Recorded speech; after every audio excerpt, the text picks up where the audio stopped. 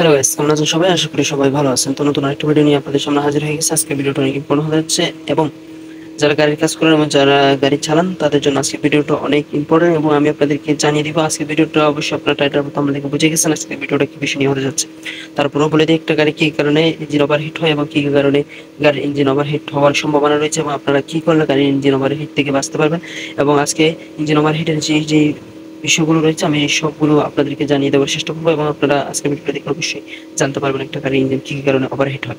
তো এই গাড়িটা কি কারণে ওভারহিট হতো সেটা আমি আপনাদেরকে বলে দিব এবং একটা গাড়ি কি কারণে ওভারহিট হয় আপনারা কি চেক করবেন, আপনাদের গাড়ির কি সমাধান কিভাবে করবেন সে বিষয় নিয়ে আমি আপনাদেরকে আজকে জানিয়ে দিব।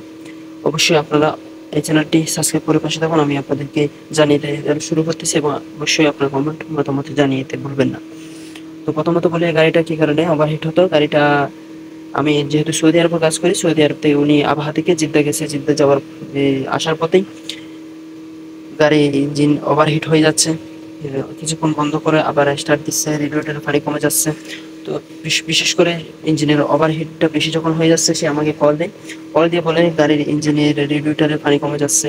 পানি দেওয়ার পরে কিছুক্ষণ চালানোর পর আবার পানি কমে যাচ্ছে, পানি আবার দেওয়ার পর আবার কিছুক্ষণ চালানোর পর পানি কমে যাচ্ছে। আমি বলছি কি কোনো রকম কষ্ট করে আমার গ্যারেজে নিয়ে আসেন, আমি তো সেখানে যাওয়া সম্ভব না কারণ আবহাওয়া থেকে যেতে অনেক দূর।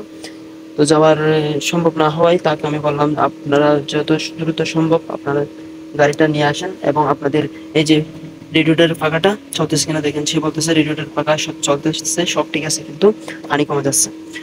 তো গাড়িটা এখানে আবার নিয়ে আসলাম আমার গ্যারেজে।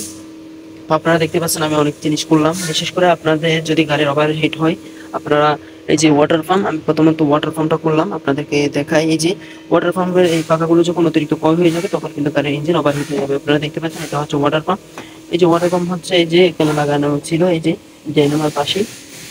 তো ওয়াটার পাম্পের কাজটা হলো ইঞ্জিনকে পানি সাপ্লাই দেওয়া। যখন ওয়াটার পাম্পের পাখাগুলো নষ্ট হয়ে যাবে তখন ইঞ্জিনকে পানি সাপ্লাই দিতে পারবে না, তখন ইঞ্জিন ওভারহিট হয়ে যাবে।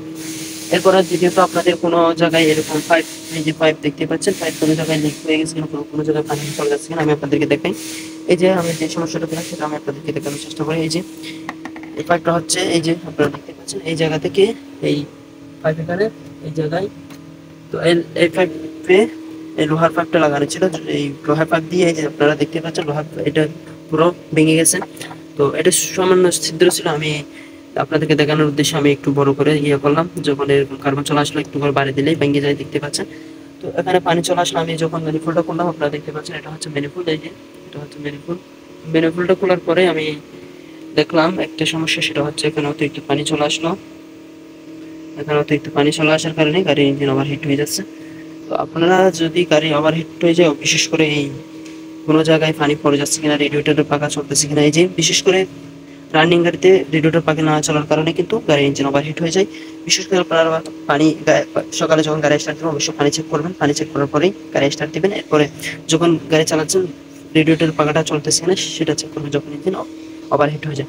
তো আমি আপনাদেরকে আরেকটা জিনিস দেখিয়ে দিই, যদি ইঞ্জিন ওভারহিট হয়ে যাওয়ার পরে যদি গাড়ির পাখাটা না চলে, আপনারা এই যে এখানে একটা ইঞ্জিন ওভারহিটের এখানে একটা ফিস রয়েছে, এরকম ফিসটা যখন খুলে দিবেন অবশ্যই আপনাদের ফিসটা যখন খুলে দেওয়া হবে তখন এই পাখাটা ডাইরেক্ট চলতে থাকবে, তখন আপনাদের গাড়ির ইঞ্জিন ওভারহিট আর হবে না।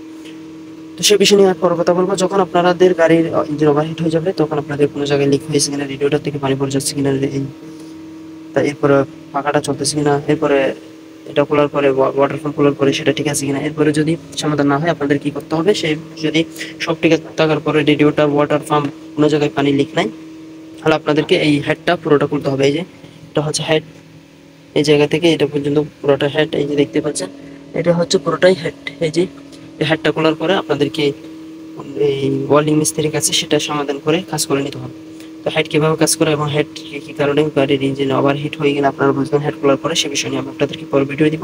এবং আজকে আমি আপনাদেরকে বোঝাতে পেরেছি যদি একটা গাড়ির ইঞ্জিন ওভারহিট হয়ে যাওয়ার কারণ হচ্ছে রেডিয়েটরে পানি না থাকে এবং ওই পাখাগুলো না চলা, এরপরে ওয়াটার পাম্প এই পাখাগুলো নষ্ট হয়ে যাওয়া, এরপরে আপনাদের কোনো জায়গায় পানি পড়ে যাওয়া বা লিক হয়ে যাওয়া, এরপরেও যদি সব ঠিক থাকার পরেও যদি গাড়ির ইঞ্জিন ওভারহিট হয়ে যায়, অবশ্যই আপনাদেরকে এই যে হেডটা খুলতে হবে, গাড়ির উপরের এই হেডটা পুরোটা খুলতে হবে। খোলার পরে ওয়েল্ডিং মিস্ত্রি দিয়ে কাজ করে সমাধান করে নিতে হবে। তো আজকে অবশ্যই বুঝতে পেরেছেন আপনাদের গাড়ির কি কি কারণে ওভারহিট হয়, আপনাদের সমাধান হয়ে গেছে। এবং পরবর্তীতে আপনাদের যদি কিছু জানার থাকে অবশ্যই এই ভিডিওটি কমেন্টে জানাতে পারেন। অবশ্যই আপনারা যদি বুঝতে অসুবিধা হয় অবশ্যই কমেন্ট করে জানাতে পারেন। এখন পর্যন্ত যারা আমার চ্যানেল সাবস্ক্রাইব করুন, অবশ্যই সাবস্ক্রাইব করে রাখবেন। তো আজকে এতটুকু, সবাই সুস্থ এবং ভালো থাকবেন। আল্লাহ হাফেজ।